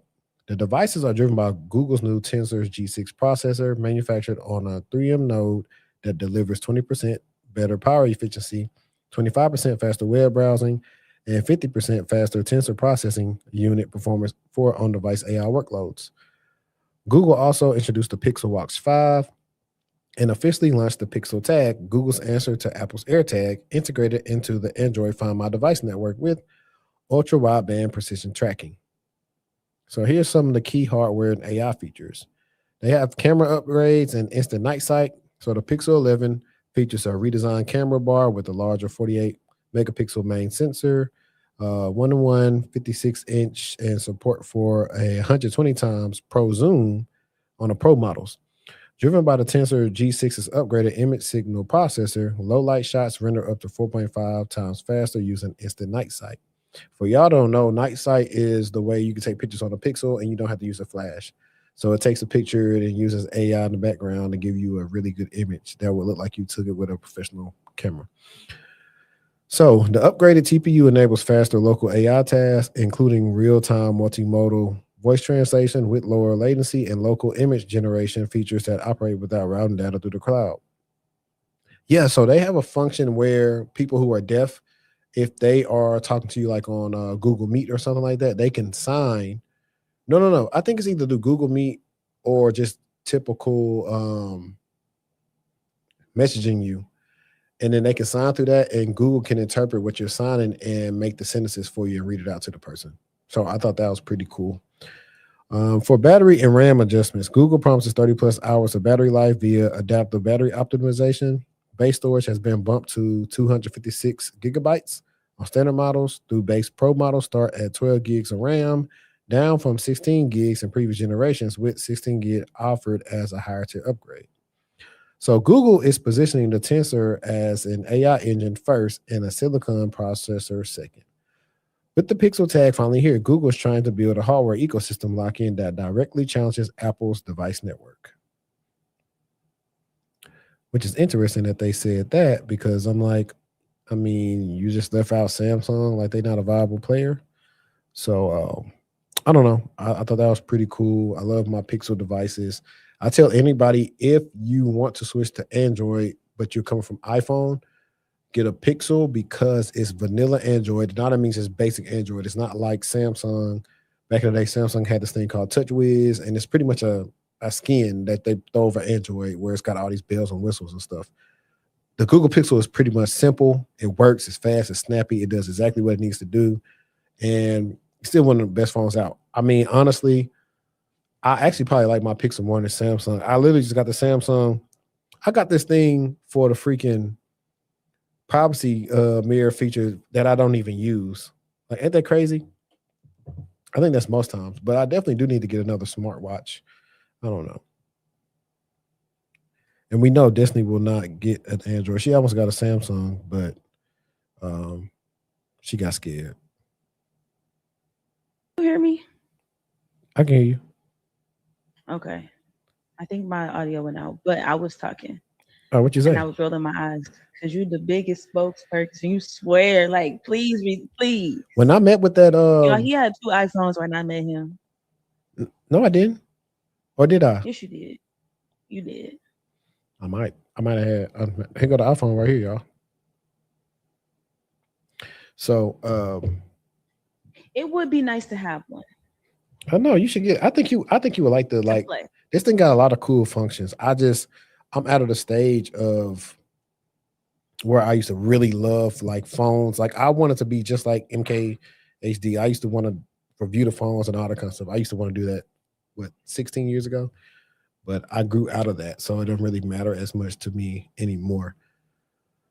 But I do need a smartwatch. I don't know. That's what we need to start doing. We need to start seeing things that we want so I can figure out, like, because we didn't really exchange gifts. So I got to figure out now a gift to get you that's not oh gosh, taboo. We should start now the way we get down for sure. Yeah. So I don't know if I get a watch before that. That's probably a good gift for me. A what? Oh, a smartwatch. But to me, like I used to have an Apple Watch. I don't know where it's at. I lost it somewhere. I don't know where it's at. I like to wear like real watches too. So I don't know. It's like in between for me. And I really don't need all the bells and whistles of whether it's the Galaxy Watch, the Pixel Watch, whatever. That's why sometimes I'll move with like a Fitbit or something because I just need my steps and all this other stuff for fitness purposes. I don't really care about the other stuff. As much as I love tech stuff, I don't care that much. I actually think that not wearing my watch has helped out with my ADHD. It's too much. It's overstimulation. Like seriously, it's like oh my gosh, I need to get up. I need to walk. I need to get up. I need to walk. Or just can't even enjoy the workout because you keep looking at the watch. The only benefits I found. Like, oh my gosh, how many calories I burned. The only benefits I found in my watch back in the day was when I used to have meetings and I would turn my phone like on D&D or something like that. I could see, somebody text me, and then I'll go back to doing whatever. That's truthfully, I should use that's why I first got the watch, so I could text on it at work. Yeah, that's honestly low key. I used to leave my phone at D&D like in the daytime a lot, but like now it'd be so much going on with the kids and stuff like that. I have to make sure. Well, technically, anybody who needs to get through, that's in my favorites, they get through. So that don't really even matter. But it just sometimes it'd be too much going on your phone. You're like, bro, I don't care about all this stuff. Or I like that the phones have like work modes now. D&D yeah, I think I got work modes now. I think that's perfect. So yeah, where you can where it only lasts for a certain time frame. Yeah. I know you had that Iranian water supply thing. I think you had that one. Want to get that one real quick? Yes. Okay, so Iran in the water utilities. So we're in the critical infrastructure block now, and this is one that got national attention because it's about the water coming out of our taps. So since late July, water utilities across roughly a dozen U.S. states have been hit by cyber attacks. It started with more than 30 communities in Minnesota getting hit in a coordinated wave on July 28th. Then the FBI said utilities in at least 7 states reported incidents, and in some cases, the attacks degraded water operations. Since then, Arkansas, Georgia, New Jersey, Michigan, real effects too. One Minnesota town had to take its water plant offline for hours and asked residents to conserve. A county outside Atlanta briefly told people to boil their water as a precaution. Now, I want to be extremely careful and precise here because this is really, truly a developing story. Who did it? Officially, we don't know. The US government has not publicly named a culprit. The number one suspect is the Iranian government, specifically the IRGC. And the Washington Post reported US intelligence agencies are quote unquote confident it's Iran. Um, why did this happen? The US has over 150,000 water systems, a lot of them run by small operators who don't have the budget or the staff for serious cybersecurity. A security firm found over 2,800 water systems controllers just sitting exposed on the open internet. Experts have literally called these systems low hanging fruit. That's the vulnerability, not some genius hack, just a critical service that was never resourced to defend itself. Now, the takeaway that's almost more important than the actual attack itself is that the worst effect may be psychological. Even when water was fine, the fear spread.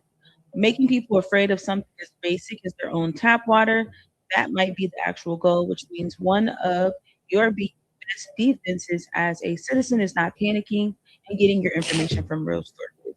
Staying calm is a security posture. So, just another incident, and just kind of circling back to how our critical infrastructure security is a problem from a financial funding perspective all the way down to a staffing problem. No, yeah, I agree. I definitely got to get Gabe on for this stuff. And if you guys are listening to what we've been talking about, we've brought up water and everything else the last couple of weeks. It's a good time to get into energy and utilities. I have a client that is about to do that. He's about to get he got Into that sector. yeah, he got offered a role with a utilities company in Houston, and he's gonna be on more on the security IT side, but Mhm. he will get some experience learning the OT side. So he probably eventually want to move to the OT side because once you do that, you straight, you can go work anywhere. Everybody don't have OT experience. And it sucks because there's a lot of people that want to do it, but how to train them and all the other stuff. And I got another guy who did an internship and did stuff in the OT environment. So yeah, man, it'll get scary though. People doing stuff to your water. Yeah. And I know in my notes, which by the way, y'all don't know that me and her always go back and forth about Claude and Gemini. But Gemini be, as she say, be eating down on these thumbnails I've been putting out for y'all, by the way. So some of the operational impacts it was talking about was when it's connected to the exposed control panels, the attackers wipe operational configs, alter sensor reporting readouts, and force several facilities to shut down automated processing, requiring operators to switch to manual chemical processing and issue temporary boil water advisories, which is crazy. Let's take it a step further. Let's say they messed up all the readers, and so you normally pay $50 for your water. Now your bill say $1,500. 15,000. Right. And do they have stuff automatically say, hey, this what it say you owe? If you don't do this, we can come to turn your water off. And they will come turn your water off. Exactly. And so think about what type of, and this is a physical DDoS. Imagine everybody calling in now of like, hey, what's going on with my bill? Why did it shoot up 1,000%? So the root cause is like basic network hygiene failures, including unsegmented operational technology networks, legacy remote access systems left unmonitored, and administrative credentials remaining set to factory defaults were some of the main issues of how this stuff is happening. And so, yeah, man, I don't know. Side note, this is random. Did you see in my story when I posted what AJ wish he could have posted it on LinkedIn? I haven't been on IG. You didn't see it? Mm-mm. Man, I have to show it to you, but pretty much, I don't know if Lee's still in here watching, but Lee has sent me a Reddit where people was pretty much hating on AJ. So AJ had this post. A Reddit is crazy, please. AJ had this post of like, yo, okay, y'all trying to hate on me. Let me tell you, or let me show you what I've did. But what I took a step further is I screenshot that post and then I put on my story and said, this is what AJ, if LinkedIn could let you make posts with music, this is what he would have posted. And it was Ice Cube, No Vaseline. So I'm like, I definitely would have said that too on people. Like, hold on, what they say on folks now? A Reddit is crazy. They do that, but you know what though? While we are already here on that type of stuff, they only do that when it's us doing it. Like anybody else, when they go out and start some and help people, I don't care if they charging $1 or $10,000. It's only gonna talk about us, nobody else. Because it happened to Boyd. They're doing it. Mind you, AJ, the GRC Engineering Club is only $10 a month. $10 a month. Matter of fact, you know what? I gotta give my guy like this is free promo. Let me go find the thing. Or did I let me see something real quick. You ever heard no Vaseline? Nope. Have you ever seen Straight Outta Compton? Straight out of Compton. Yeah. So do you remember when Ice Cube he got away from everybody? And let me see, I'm gonna just say this image.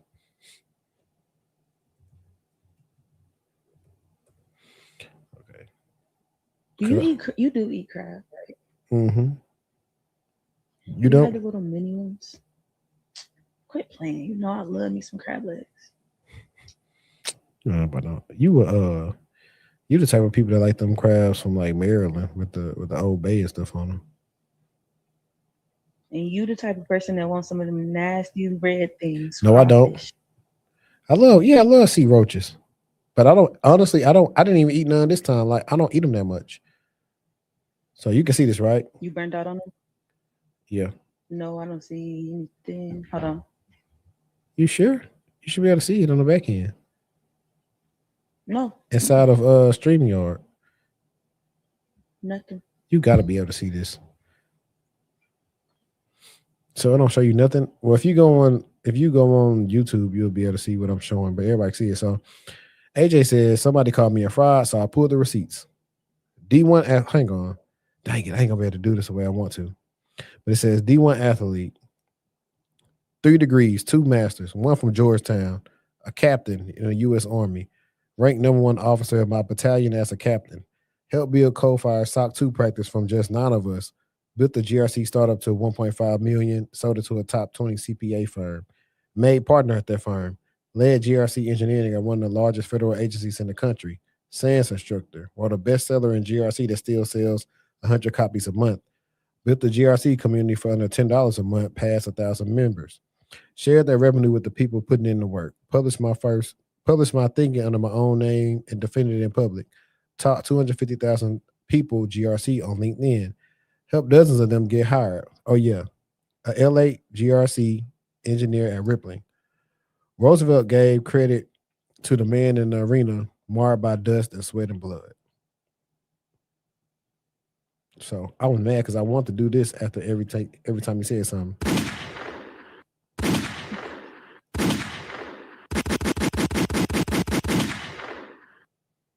So I know they felt the way. Cause I like that. I'm still stuck on Reddit. I like when people talk like spicy and then you clap back. Cause people do that occasionally. Sometimes people will come through my stuff and say something dumb to me, and then I'll be like, well, you can just go look me up, like Google me. Like for real. Like now I'm at the point where I can say, hey, Google me. No, literally. I think we got through most of the topics, but something about a CISO hiring I found, but I want to go back into some more of the stuff that we were doing with the Windows captures and the TikToks, because we didn't have many. One of our favorite guys, I need to bring him on. If y'all still with us, put a 1 in the chat. Put a 1 in the chat if y'all still with us.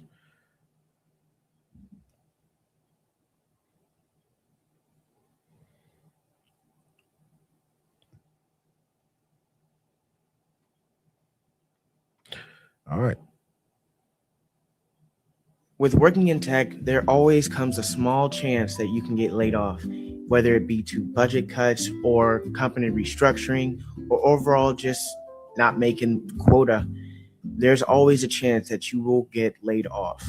And being laid off sucks. It truly does, which is why you always have to have something in your back pocket, whether it's a group of recruiters that you know or just an application that's been sitting there and you haven't been ready to send it off. Overall, having something in the back pocket just in case, because just like that, they can let you go. And just like that, you could leave, whether it's to, have a better skill set somewhere else or just a better opportunity opened up. And in my mind, I've done it before. I've had a job where I really, really love what I do, but they just weren't given enough. And I'm like, you know what? A better opportunity opened up. I love this job. I love where I am. But at the same time, charge it to the game. I'm not going to stick around. And a lot of people say that the job market isn't good enough for that. And I honestly believe it is, because when you have a job, people want you. But when you don't have a job, people don't want you. It's weird. I don't know. It all depends on what side of the job market you're on. He ate down.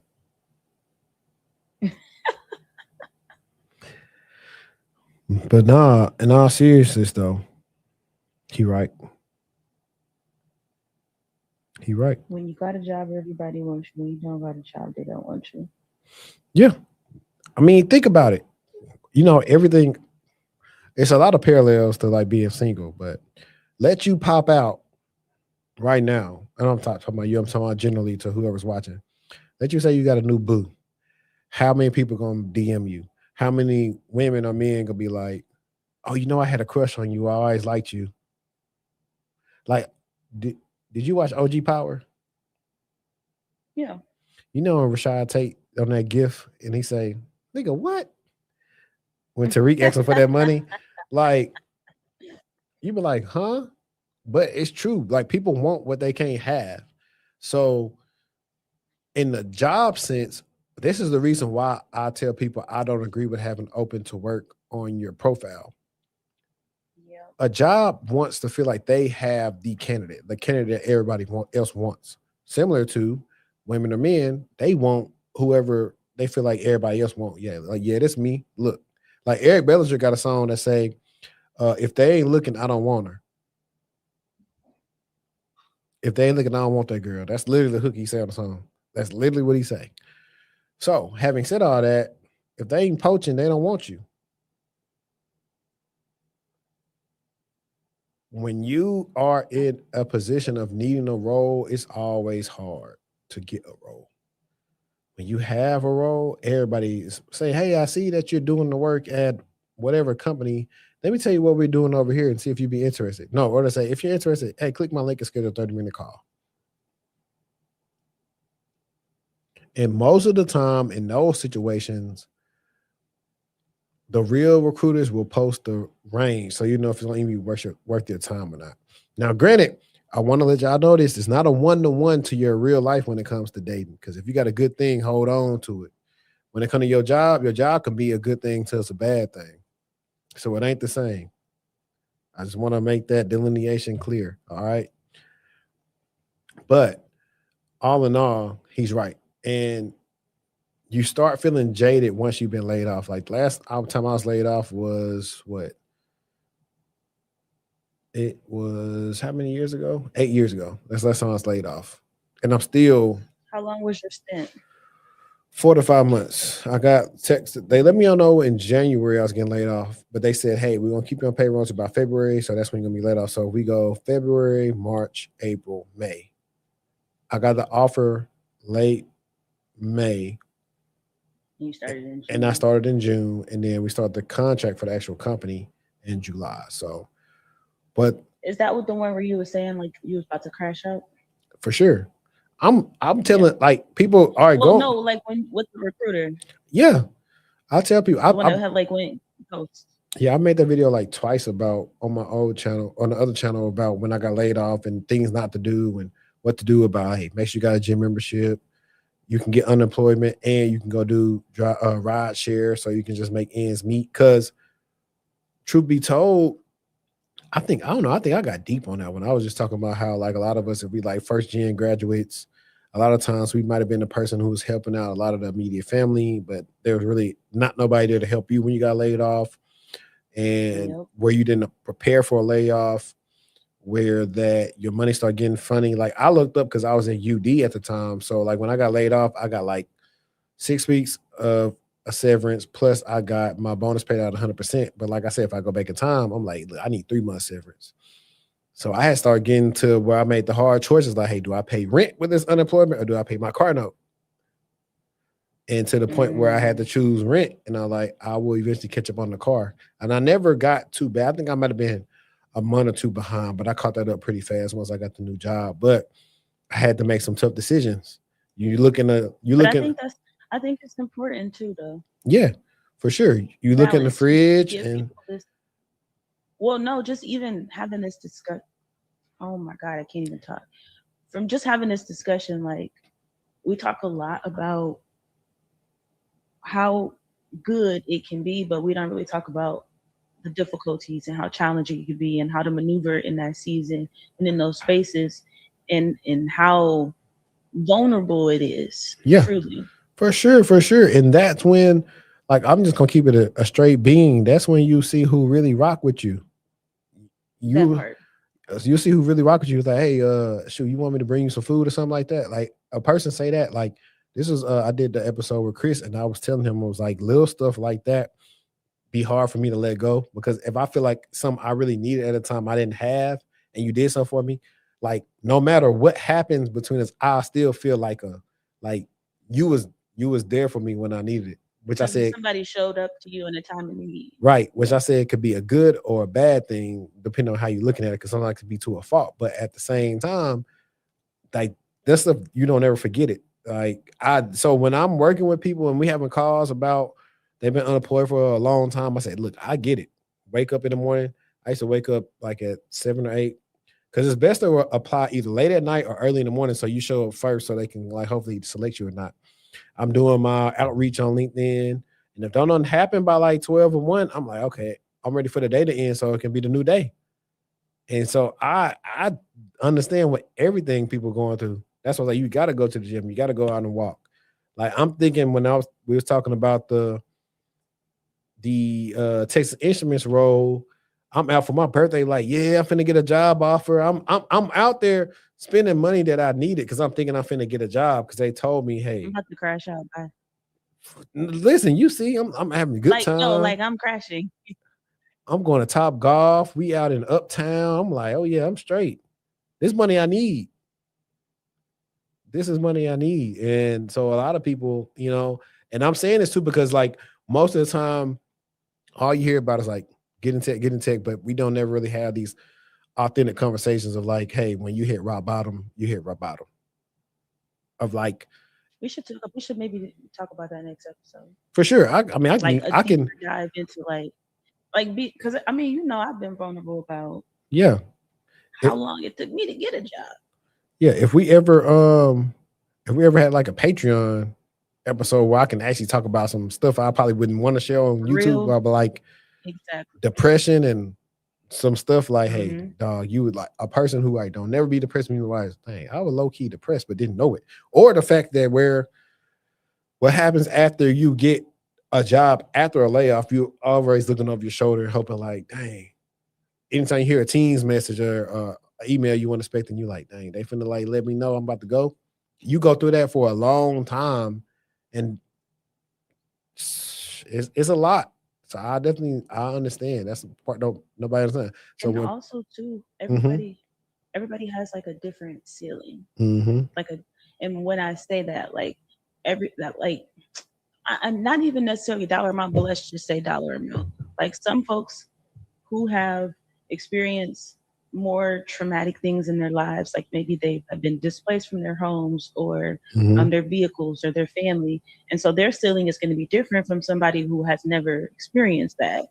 And so your ceiling also plays a play in that as well. Like, what do you consider to be rock bottom? Oh yeah, for sure. I agree.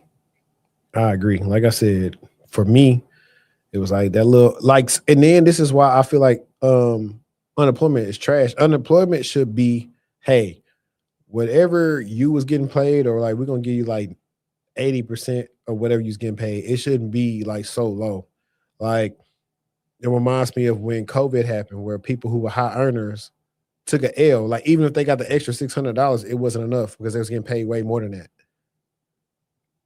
And that's why I think like unemployment should be changed. Hey, make it. You got the IRS documents. Make their joints be related to what they have, so people ain't out here struggling and stuff when they got families. People finna lose their mind. Like in my instance, I was having people like, "Hey, you was the most qualified, but we're gonna go with somebody else." What? What? How am I the most qualified? You gonna go with somebody else? I was about to say something. Just slipped. You're gonna say, "What about what all the something?"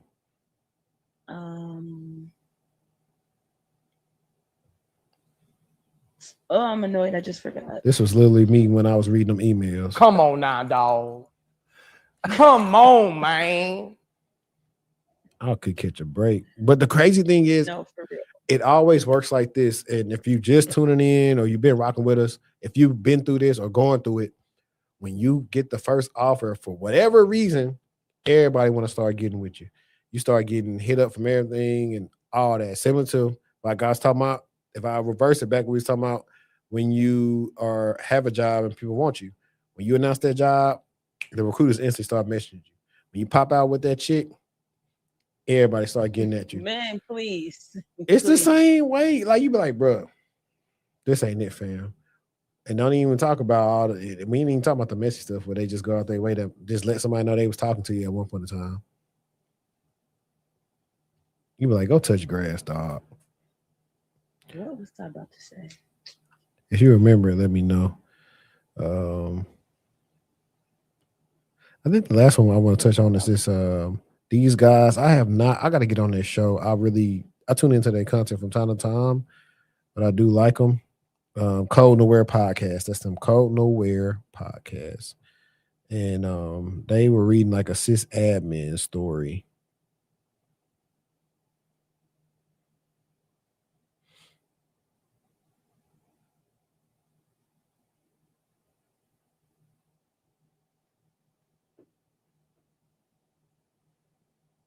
This is from r/sysadmin. That's what I am.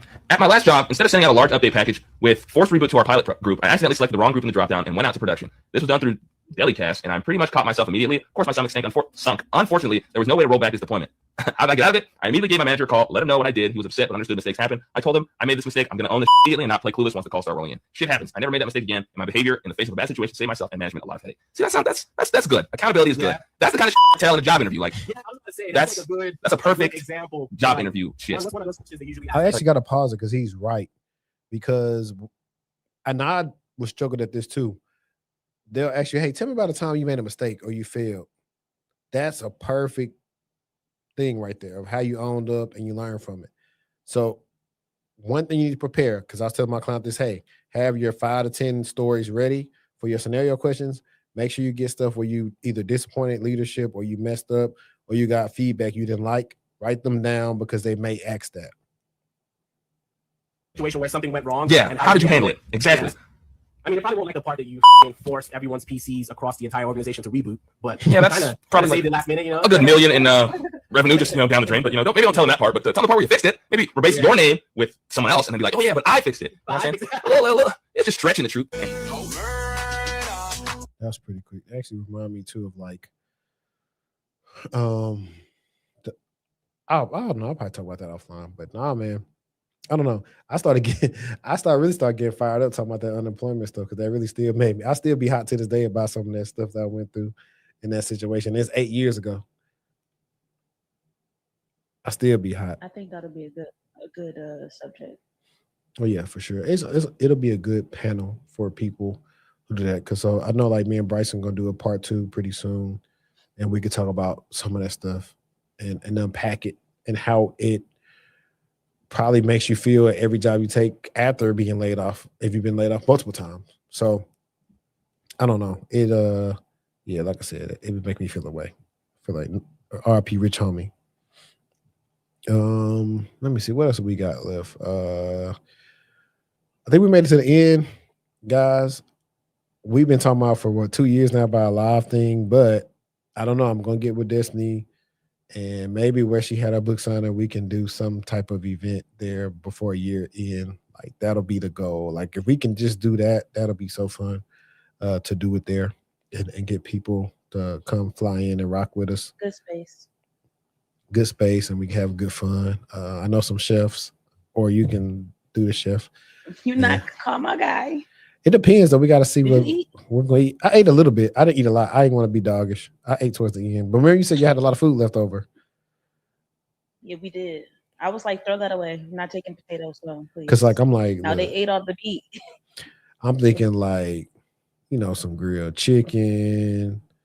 I know we got to also have both Salmon. That's fine. We got scrimp. We got scrimp. Some what they call au gratin potatoes. You know what I'm saying? Yeah, we can do everything. That punch was good too. The punch that y'all had was good. I can get some of that too. Yeah, we can do that.